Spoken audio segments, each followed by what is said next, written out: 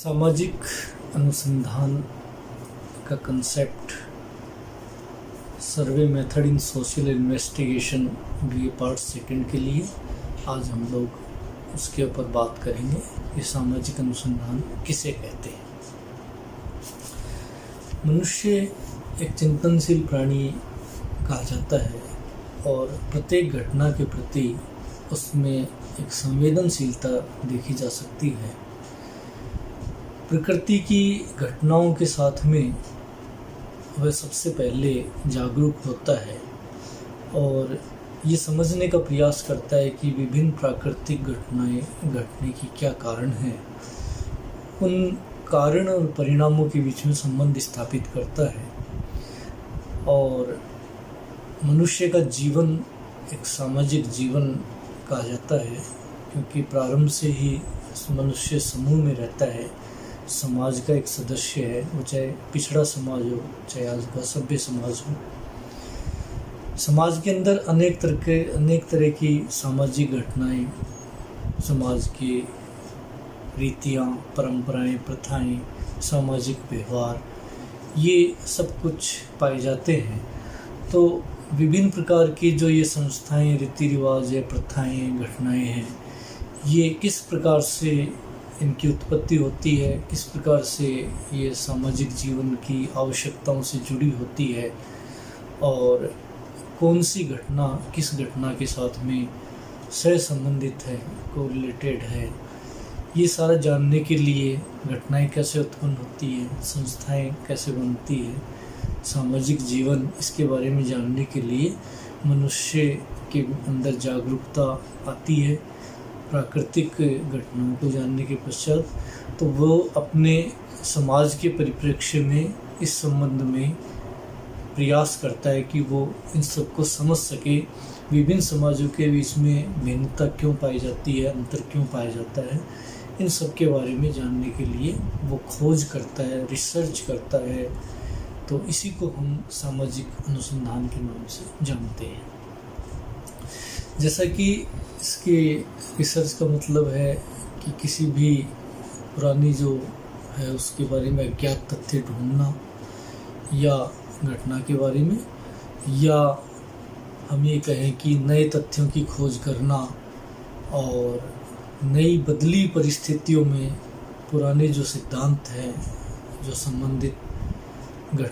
संबंधित विषय वस्तु है, उसकी प्रमाणिकता जांचने के लिए वो पुनः बारी बारी हम उसमें शामिल करते हैं अध्ययन को।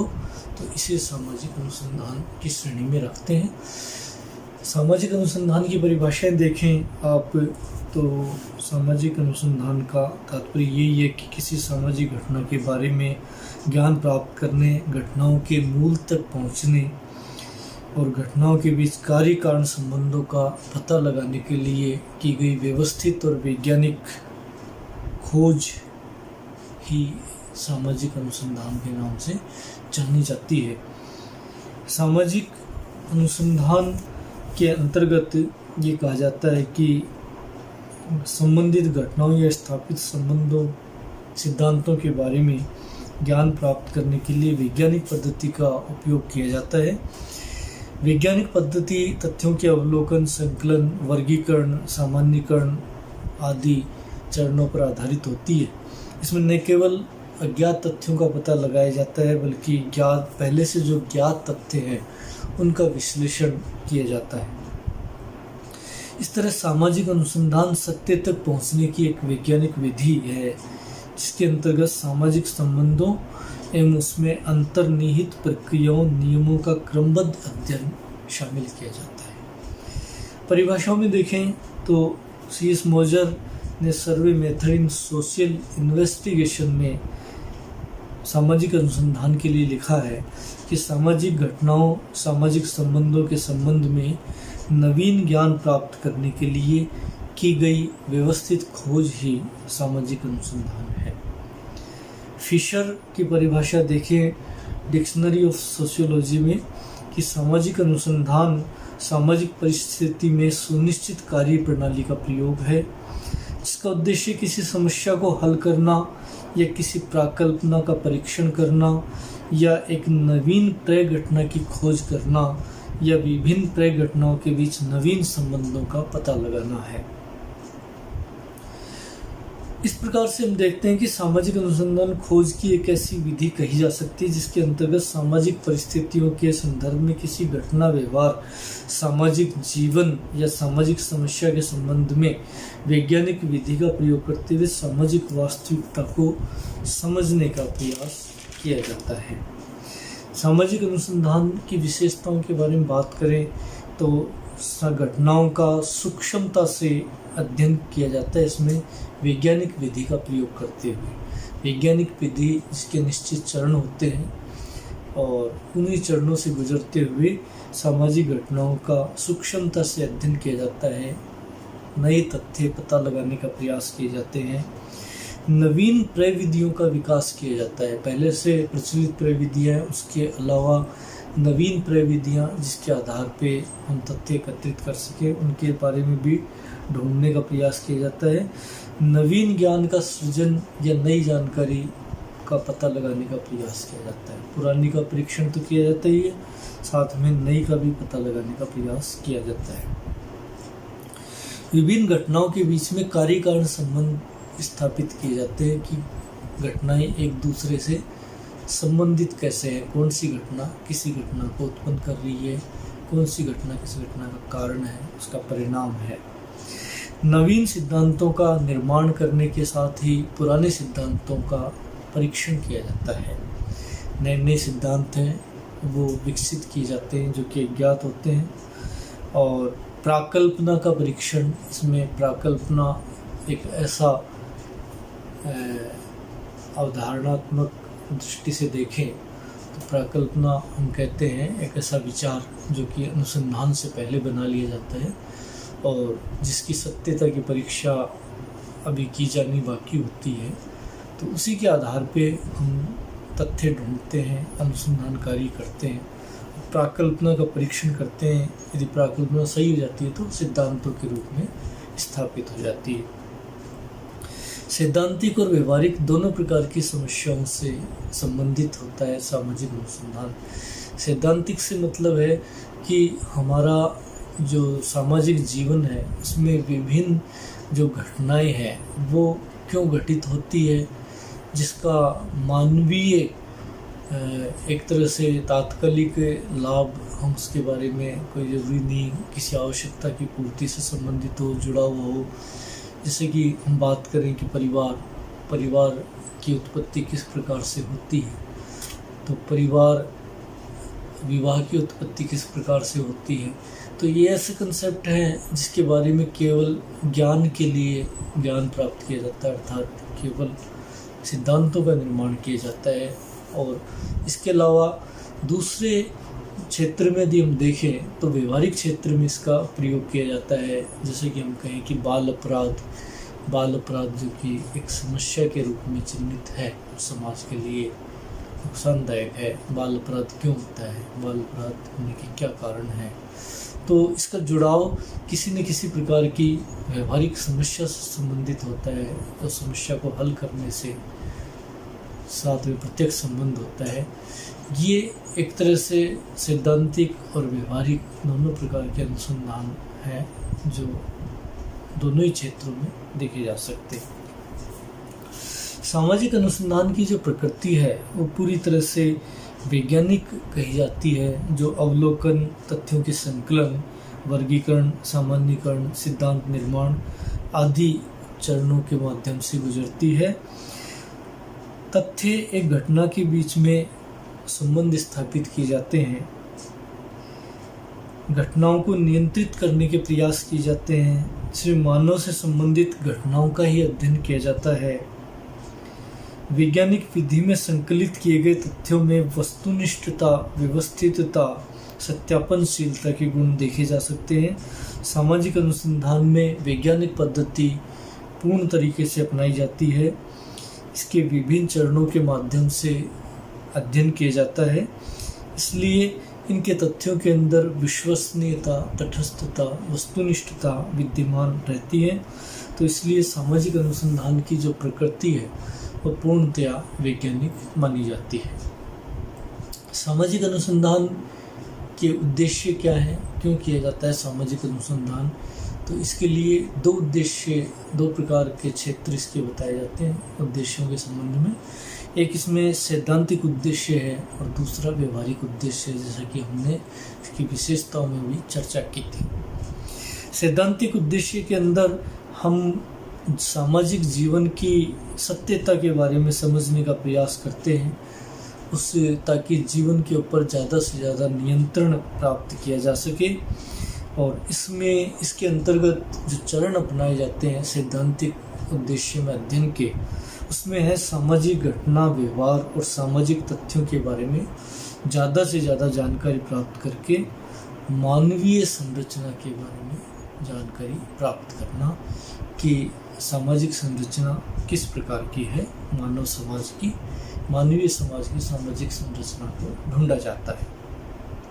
जैसे नातेदारी संबंध है, विवाह है, परिवार है, ये विभिन्न प्रकार के जो संस्थाएं हैं समाज के अंदर किस प्रकार से कार्यरत हैं, किस प्रकार से अंतर संबंधित है, किस प्रकार से प्रारंभ में इनकी उत्पत्ति होती है और इनके ऊपर मनुष्य का सामाजिक जीवन संभव होता है, टिका होता है, तो उसके बारे में हम ज़्यादा से ज़्यादा इसमें जानकारी इकट्ठी करते हैं।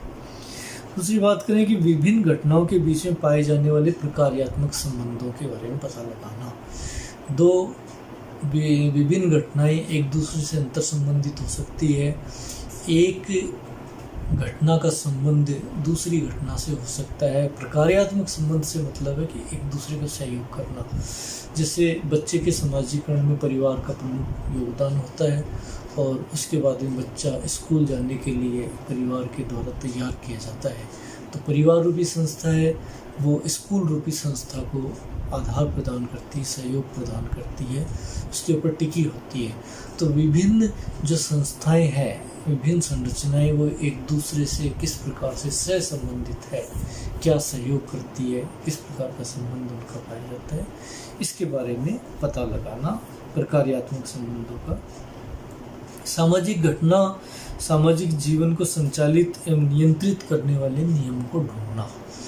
जो सामाजिक घटना है या सामाजिक जीवन है वो किस तरीके से उसका परिचालन होता है, किस तरह से उसका नियंत्रण होता है, समाज में समाजीकरण के माध्यम से किस प्रकार से व्यक्ति को क्या क्या सिखाया जाता है जिससे कि वो सामाजिक व्यवस्था में सहयोग कर सके, नियंत्रित जीवन जी सके, तो उसके बारे में उस विधिवत जानकारी इसमें प्राप्त की जाती है।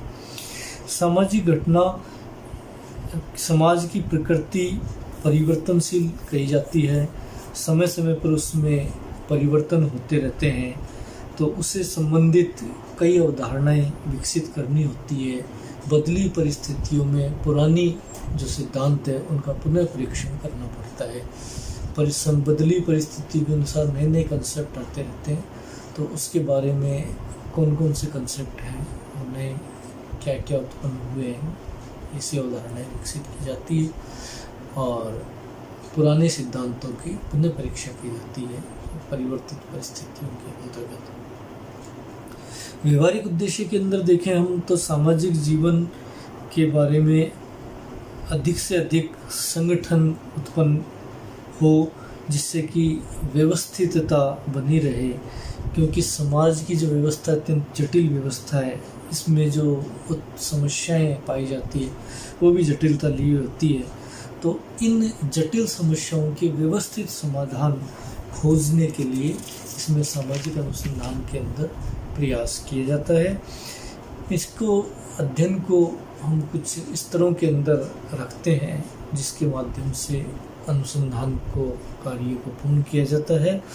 सामाजिक समस्या के बारे में सबसे पहले व्यवस्थित जानकारी प्राप्त की जाती है और समस्याओं से जुड़े हुए विभिन्न कार्य कारण संबंध, अर्थात कौन से कारण है, कौन से उसके परिणाम हैं और क्या क्या है। जैसे मैंने बात की थी अभी बाल विवाह, ये बाल अपराध, उसके क्या कारण हो सकते हैं, परिवार, शिक्षा, स्कूल, मित्र, संगी साथी, ये क्या योगदान देते हैं, किस तरह का एटमॉस्फेयर उनका होता है जो इस समस्या के से संबंध जिनका पाया जा सकता है, तो उसके बारे में एक व्यवस्थित कार्य कारण संबंध है वो स्थापित किए जाते हैं। कोई भी प्रशासनिक कार्य योजना मानवीय संबंधों के बारे में के समझे बिना पूर्ण नहीं हो सकती है, इसलिए सबसे पहले इसमें मानवीय जो संबंध है उसके बारे में जानकारी प्राप्त की जाती है, जिससे कि प्रशासनिक योजनाओं को सुचारू रूप से लागू किया जा सके।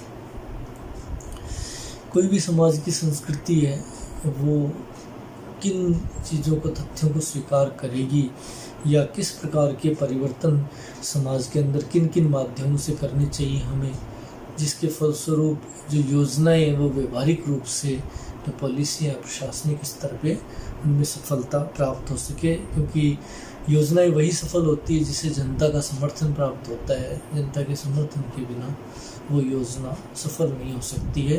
तो समर्थन किस प्रकार से प्राप्त किया जाए, जनमत को किस प्रकार से परिवर्तित किया जा सकता है, या क्या क्या उसमें क्या क्या उपाय हैं उसके, तो ये सब एक विधि उसका अध्ययन है वो ढूंढा जाता है। सामाजिक योजनाओं को सफलतापूर्वक लागू करने के लिए व्यक्ति के मनोभावों और इच्छाओं की जानकारी भी प्राप्त करने की इसमें अध्ययन के अंदर शामिल किया जाता है। सामाजिक घटनाओं के बारे में हमारा ज्ञान सीमित होता है। इन घटनाओं के ऊपर प्रभावी नियंत्रण सीमित ज्ञान के चलते हुए संभव नहीं है, तो घटनाओं के बारे में ज़्यादा से ज़्यादा जानकारी प्राप्त करने का प्रयास किया जाता है। ऐसे विकल्प ढूंढने का प्रयास किया जाता है कि जिससे कि समय, श्रम और धन की लागत कम आए, सफलता ज़्यादा से ज़्यादा इसमें प्राप्त हो। तो इस प्रकार से सामाजिक अनुसंधान के व्यवहारिक और सैद्धांतिक दोनों उद्देश्य हैं। सैद्धांतिक उद्देश्य के अंतर्गत विभिन्न प्रकार की संरचनाओं को ढूंढा जाता है, विभिन्न पक्षों को ढूंढा जाता है, और व्यवहारिक उद्देश्य के अंतर्गत ये कहा गया कि व्यवहारिक क्षेत्र में उसका किस प्रकार से उपयोग कर सकते हैं समस्याओं को सुलझाने के लिए, समस्याओं के बारे में जानकारी प्राप्त करने के लिए ये चीज़ उसमें ढूंढने का प्रयास किया जाता है। धन्यवाद।